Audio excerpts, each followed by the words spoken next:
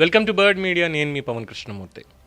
2023 దగ్గర నుంచి కొన్ని వీడియోలు అవి మీకు అభ్యంతరకరంగా ఉన్నా కొన్నిసార్లు మళ్ళీ ఇప్పుడు తీసుకురావాలండి. ఎందుకంటే సమాజంలో జరుగుతున్నటువంటి దాని మీద, ఈ భావ ప్రకటన అనేటువంటి దాని మీద కూడా మాట్లాడాలి. కాబట్టి ముఖ్యంగా అంబేద్కర్ మహానుభావుడు మిగతా అందరి మేధావులతో కలిసి రాజ్యాంగాన్ని మనకు అందించారు. దాంట్లో అనేక సెక్షన్స్ ఇవన్నీ కూడా ఆయన చెప్పడం జరిగింది. అలాగే న్యాయశాఖ మంత్రిగా పనిచేశారు. అంబేద్కరిజం, అంబేద్కర్ మాట్లాడితే అంబేద్కర్ అనేటువంటి పేరు తీసుకొచ్చి దానికి వారసులు అభినయ అంబేద్కర్లోని ట్యాగులు బిరుదులు ఇప్పించుకుంటూ అడుగు పెడితే కాళ్ళు నరుకుతా అని మాట్లాడుతున్నటువంటి వాళ్ళు, భావ ప్రకటన అనేటువంటి వాళ్ళు, ఇటీవల మతోన్మాద పక్షి అంటూ మాట్లాడేటువంటి వాళ్ళు.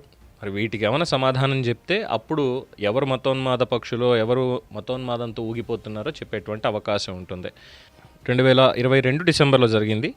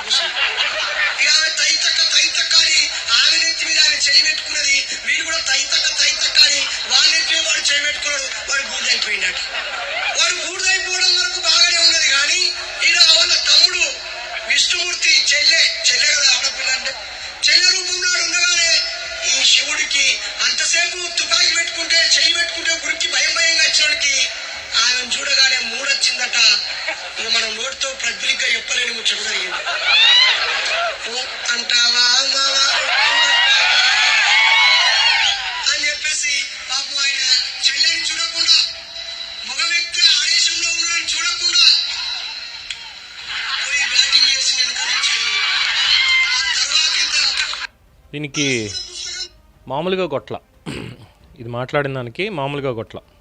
బైరి నరేష్ అతని పేరు. పీడీ యాక్ట్ పెట్టారు. అయ్యప్ప మీద అనుచిత వ్యాఖ్యల మీద బైరి నరేష్ ఒప్పుకున్నాడు. పోలీసులు రిమాండ్ రిపోర్ట్లో కూడా ఈ విషయాన్ని పొందుపరిచారు. ఉద్దేశపూర్వకంగానే ఈ వ్యాఖ్యలు చేశాను. ఇక కార్యక్రమానికి కావాలనే నరేష్ని పిలిచినట్టు కూడా కార్యక్రమ నిర్వాహకుడు హనుమంత్ కూడా ఒప్పుకున్నాడు. డిసెంబర్ 19వ తేదీన అంబేద్కర్ విగ్రహావిష్కరణలో అయ్యప్ప మీద వ్యాఖ్యలు చేశాడు. ఇక ఇంకో మహానుభావుడు ఉన్నాడు, రేంజర్ల రాజేష్. అతను మాట్లాడింది కూడా ఒకసారి. చదువుల తల్లి ఎవరనగానే ఏం చెప్తారు? సరస్వతి సరస్వతి నమస్తుభ్యం వరదే కామరూపిణి. కామరూపిణి అంటే ఏంది? ఐటమ్ కాదు. కామానికి రూపం ఎంత దుర్మార్గం. కామ బట్టలు వేసుకుంటాం ఉంటుందా అంటే నేను ఏమంటున్నాంటే ఈ కొట్టు పదాలు రాసినవాడు ఎందుకు అర్థం కాకుండా రాయాలి? ఇప్పుడు ఆ మేడం వల్ల అన్నలో తమ్ముడు ఉంటే ఈ రాశులను దొరకాడు కన్నడ. ఈ అక్కకు చదువు వస్తుంది, వాళ్ళ అమ్మకు చదువు రాదు. వాళ్ళ అమ్మకు మరి ఈ సరస్వతి మేడం వేలాది సంవత్సరాల ముందు పుట్టి ఏ యూనివర్సిటీలో చదువుతున్నట్టు? అంతకంటే ముందు ఉన్నటువంటి ఈ దేశంలో ఉన్న రాజ్యాంగం ఏం చెప్తుంది? బాబాసాహెబ్ కంటే ముందు ఉన్న రాజ్యాంగం కౌమారే పిల్లలు రక్షంతి, ఎవరే భర్త రక్షంతి, వృద్ధాప్య పుత్ర రక్షంతి. ఆ సరస్వతి మేడం కూడా వర్తిస్తుంది కానీ మళ్ళీ ఆడలకు చదువు చెప్పటం లేదు. సావిత్రిబాయి పూలే మితిమీరిపోయినటువంటి భావ ప్రకటన స్వేచ్ఛ మితిమీరిన భావ ప్రకటన స్వేచ్ఛ అంబేద్కర్ గారి పేరుని అడ్డం పెట్టుకొని సరస్వతీ నమస్తుభ్యం వరదే కామరూపిణి విద్యారంభం కరిష్యామి సిద్ధిర్భవతు మే సదా. చదవడం రాక, నాలిక తిరక్క, అర్థం కాక మాకొద్దు, మేము అవలా మాటలు మాట్లాడతాం, మేము అయ్యే నేర్చుకుంటాం, మేము అయ్యే చేస్తాం, మాకు నాలిక మడత వడది. ఇది మితిమీరినటువంటి భావ ప్రకటన స్వేచ్ఛ. అంబేద్కర్ ముసుగు వేసుకొని, అంబేద్కర్ గారు కూడా ఇదే శ్లోకాన్ని పఠించారు స్కూల్కి వెళ్ళినప్పుడు.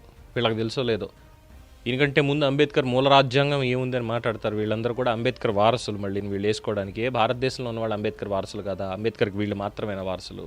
ఇప్పుడు ఎందుకు పర్టికులర్గా ఈ భావ ప్రకటన అనేటువంటి తీసుకొచ్చాను అంటే, పవన్ కళ్యాణ్ గారు తోలు తీస్తా నా కొడకల్లారా, తొక్కి నార తీస్తా నా కొడకల్లారా అన్నటువంటి దానికి ఈ వీళ్ళ భావ ప్రకటన స్వేచ్ఛ, అలాగే నిన్న ఈ జోసెఫ్ బచ్చలకూరి వీళ్ళందరూ మాట్లాడినటువంటి దానికి ఇవన్నీ ఒకసారి ఎందుకు చెప్పాలనిపించింది.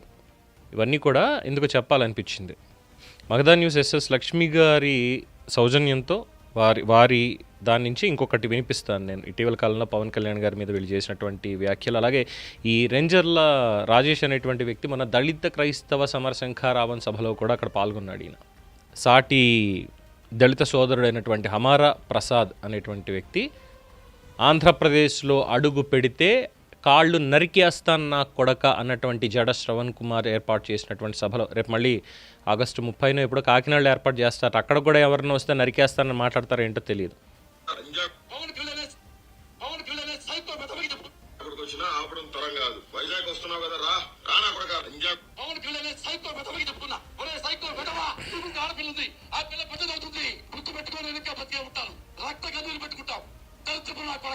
ఆ డబ్సలకి శ్రీశ్రీ గారు ఎలా బాధపడుతూ రాశాడు. తొమ్మిది లక్ష కొడుకులు అసలే ఇలాంటి పవన్ కళ్యాణ్ లాంటి 9 లక్ష కొడుకులు అసలే ఈ లోకంలో. పవన్ కళ్యాణ్, నువ్వు షూటింగ్కి వెళ్ళేటప్పుడు వెళ్ళంగానే నీ పెళ్ళాం ఇంట్లో పని వాళ్ళతో అక్రమ సంబంధం పెట్టుకుంది అని ఎవరో చెప్పారు, నిజమా కాదా? ఆ బిడ్డలు నీకు పట్టలేదంట, పని వాళ్ళకే పుట్టారంట.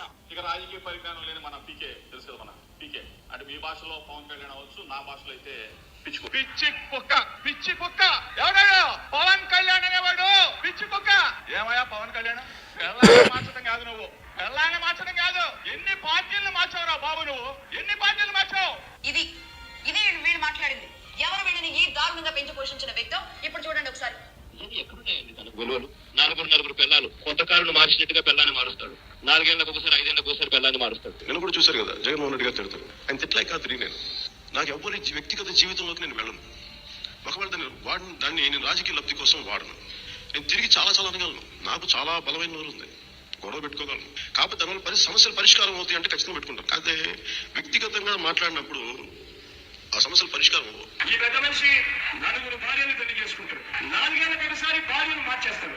ఈ పెద్ద మనిషి నిత్య పెళ్లి కొడుకు మాదిరిగా 4 ఏళ్లకు ఒకసారి భార్యను మారుస్తూ 4 భార్యను పెళ్లి చేసుకోవడం మగతనమా అని చెప్పి అడుగుతా ఉన్నాడు. ఇదే పెద్ద మనిషి పవన్ కళ్యాణ్. ఇదే పెద్ద మనిషి పవన్ కళ్యాణ్ గురించి ఆయన 2వ భార్య అన్న మాటలు, ఆయన 2వ భార్య రేణు దేశాయ్ అట, రేణు దేశాయ్ గారు అన్నారు. ఇది జగన్మోహన్ రెడ్డి గారు మాట్లాడింది.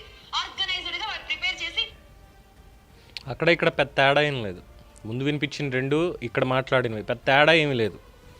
చదువు, విజ్ఞానం, సంస్కారం లేనటువంటి సన్నాసులు మాట్లాడినటువంటి భాష.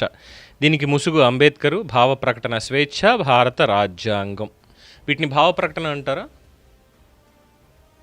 ఈ రావణ్ కానీ, లేదు అంటే రాజ్యాంగం ఇచ్చింది అనేటువంటి ఒక ఉద్దేశంతో ఒక ఐడియాలజీని, ఒక ఐడియాలజీని పూర్తిగా రుద్దేటువంటి ప్రయత్నం చేసే వీళ్ళు మాట్లాడింది ఏంటి? మరి వీళ్ళు మాట్లాడితే వీళ్ళ భాషలో కాకపోయినా దానికి తగ్గ ఆవేశంతో రిప్లై ఇస్తే ఉన్మాదులైపోతారా? భారతదేశంలో భావ ప్రకటన అనేటువంటిది ప్రతి ఒక్కళ్ళకు ఉందిగా. ఇలాంటి మాటలు మాట్లాడి భావ ప్రకటన అని అడ్డం పెట్టుకోవడం, వీళ్ళకి శిక్షలు లేకుండా సమాజంలో చాలా పెద్ద మనుషుల్లా చలామణి అయి తిరిగేటువంటి కార్యక్రమాలు చేయడం అనేది ఎంతవరకు సమంజసం? అంటే మన న్యాయ సూత్రాలు మరీ అంత డొల్లగా ఉన్నాయనాలా? అంతే కదా. డెఫినెట్గా ఇప్పుడు ఒక వ్యక్తి ఆర్థిక నేరం చేశాడు అంటే దానికి సంబంధించినటువంటి వ్యవస్థలు ఉంటే తీసుకుంటే అయిపోయింది. ఇంకొక వ్యక్తి ఫిజికల్గా నేరం చేశాడు, మర్డర్ చేశాడు, రేప్ చేశాడంటే దానికి సంబంధించినవి ఉన్నాయి. కానీ ఈ నోటి విరేచనాలు చేసుకునేటప్పుడు దీనికంటూ కఠినమైనటువంటి చట్టాలు లేవా?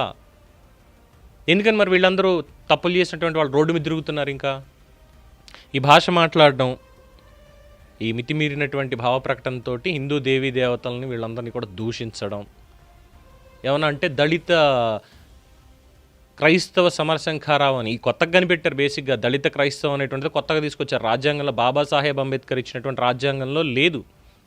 ఆయన ఉన్నప్పుడే అడగాల్సింది. బ్రిటిష్ వాడే ఇండియాలో ఉన్నటువంటి వాళ్ళు, ఇక్కడ మతం మారిన వాళ్ళు క్రైస్తవులు కాదని చెప్పాడు. వాళ్ళకి ఎలాంటి రిజర్వేషన్లు చెల్లవు అని చెప్పాడు బ్రిటిష్ వాడే వెళ్ళిపోయేటప్పుడు. ఇప్పుడు అదే బ్రిటిష్ వాడు మాకు పుస్తకం ఇచ్చాడు, మాకు ఆలయానికి వెళ్ళకపోతే ఇది ఇచ్చాడు అది ఇచ్చాడు అని మరి ఏ పేరెన్నిక కన్నా వాళ్ళు మాట్లాడుతూ ఉంటారు. ఈ డబుల్ స్టాండర్డ్స్ ఏంటి డబుల్ స్టాండర్డ్స్ అంటే వాళ్ళు మాత్రం తిట్టచ్చు, ఏదైనా తిట్టచ్చు. అదే తిరిగి మనం మాట్లాడితే వాళ్ళకి ఎక్కడెక్కడో కాలిపోతుంది. మతోన్మాదులు అంటే ముద్ర వేసేస్తారు, అన్రెస్ట్ క్రియేట్ చేసేస్తున్నాం అంటూ మాట్లాడేస్తారు, బెదిరింపులకు దిగిపోతారు. మరి వీటిని భావ ప్రకటన అంబేద్కరిజం అని అనాలా? అంబేద్కరిజం అంటే ఏంటి అనే దానికి త్వరలో వచ్చే రోజుల్లో కొన్ని డిబేట్స్ కూడా కండక్ట్ చేయడం జరుగుతుంది. డెఫినెట్లీ అందులో తెలుసుకుందాం పూర్తిగా అసలు అంబేద్కరిజం అంటే ఏంటి అనేది. కానీ భావ ప్రకటన అంటే డెఫినెట్గా ఇదైతే కానే కాదు. మరి వీళ్ళందరి మీద అప్పట్లో పీడీ కేసులు పెట్టారు, అయ్యింది. ఆ తర్వాత మళ్ళీ మాట్లాడాలి చేయడాలు ఇవన్నీ కూడా వచ్చాయి. కాస్త అందరూ కూడా ఆలోచించాలి, విజ్ఞులు ఎవరిని మనం తీసుకొచ్చి మాట్లాడిస్తున్నాం అనే దగ్గర కూడా కాస్త ఉంటుంది. దాన్ని కూడా ఆలోచించాలి. ఎవరి మాటలకు మనం ప్రభావితం అవుతున్నాం అనేది కూడా ఆలోచించుకోవాలి. స్వీయ నియంత్రణ మాత్రమే కాదు. కోర్టు వారు చెప్పినట్టు భావ ప్రకటన అంటే స్వీయ నియంత్రణ ఉండాలని చేతులు ఎత్తేసారు వాళ్ళు, అంతకుమించి ఏం లేదు. కానీ ఆ స్వీయ నియంత్రణకు కూడా ఒక హద్దు అనేది ఉంటుంది. అంటే తీసుకునే దగ్గర మేము మాట్లాడతాం ఇష్టం వచ్చినట్టు అంటే దాని రిపర్కషన్స్ ఫేస్ చేయాల్సిందే, either verbally or whatever the form it is. ఈ భావ ప్రకటనకు సంబంధించి మీరే ఉంటారు, మీ అభిప్రాయం తెలియచేయండి. చూస్తూనే ఉండండి ది బర్డ్ మీడియా. ఈ వీడియో మీకు నచ్చినట్లయితే లైక్ చేయండి, షేర్ చేయండి, సబ్స్క్రైబ్ చేయండి. మరిన్ని అప్డేట్ల కోసం మా వాట్సాప్ ఛానల్ను ఫాలో చేయండి.